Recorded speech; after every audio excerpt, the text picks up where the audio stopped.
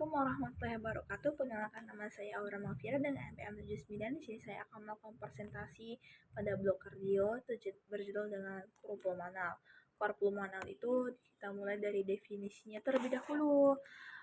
Definisi core pulmonal itu adalah kondisi medis di mana terjadinya perubahan struktur fungsi dari ventrikel kanan jantung akibat peningkatan tekanan darah, tekanan pembuluh darah atau arteri pulmonalis. Tekanan darah yang tinggi biasanya disebabkan oleh penyakit paru kronik, sehingga jantung kanan itu harus bekerja lebih keras untuk memompa darah ke paru dalam jangka panjang. Itu menyebabkan hipertrofi atau penebalan otot jantung.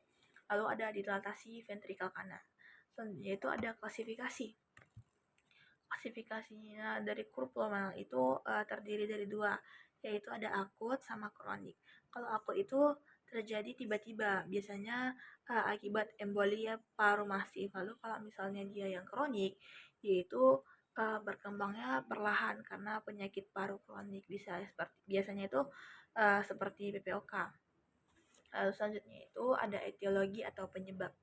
Etiologi, berapa kondisi biasanya itu yang menyebabkan pulmonalnya itu biasanya itu penyakit paru kronik seperti PPOK, atau itu PPOK itu penyebab paling umum. Ada fibrosis paru sama bronkiektasis. Baru ada yang penyakit pembuluh paru atau bisa emboli paru kronik, hipertensinya itu dia ada pulmonal idiopatik. Selanjutnya itu ada gangguan vitalitas atau mekanik paru, bisa disebabkan karena sleep apnea, obesitas juga bisa. Selanjutnya itu ada faktor resiko. Faktor resikonya itu biasanya disebabkan oleh merokok, penyebab kerusakan paru kronik, misalnya itu PPOK, populasi udara, paparan jangka panjang, menurunkan fungsi paru, baru ada obesitas sama sleep apnea, riwayat penyakit paru menahun, baru ada patofisiologi.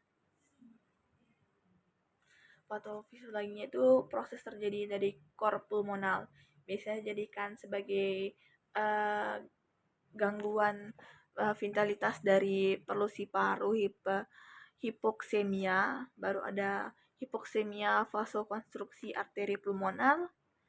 Dia itu resistensinya vaskularnya itu meningkat. Baru ada hiperplasia pulmonal, ventrikel kanannya itu harus memompa lebih kuat. Itu bisa menyebabkan hipertrofi sama dilatasi yang tadi. Lalu selanjutnya ada akhirnya terjadilah gangguan jantung kanan. Baru gejala klinisnya itu umumnya biasanya gabungan dari gejala paru, jantung kanan, yaitu gejala parunya bisa disebabkan oleh sesak nafas, yang baru ada batuk kronik sama cepat lelah. Baru tanda gejala jantung kanannya itu bisa karena edem pada kakinya atau sites penumpukan cairan di perutnya, baru ada pembesaran vena jugularis di lehernya. Lalu bisa juga hepatomegali atau pembesaran hati. Lalu selanjutnya itu ada pemeriksaan penunjang. Pemeriksaan penunjangnya itu bisa dari EKG. EKG atau elektroradiografi. Itu tanda-tanda tekanan pada jantung kanan seperti defisiensi aksis kanan, hipertrofi ventrikel kanan. Baru ada Röntgen toraks atau dada, pembesaran arteri pulmonalis, jantung kanannya itu bisa membesar. Baru ada ekokardiografi. Ekokardiografinya itu alat utama untuk mengalasi fungsi jantung kanan dan mengukur tekanan arteri pulmonal bisa. Lalu ada CT scan toraks atau evaluasi parenkim paru dan emboli. Selanjutnya itu dia diagnosanya.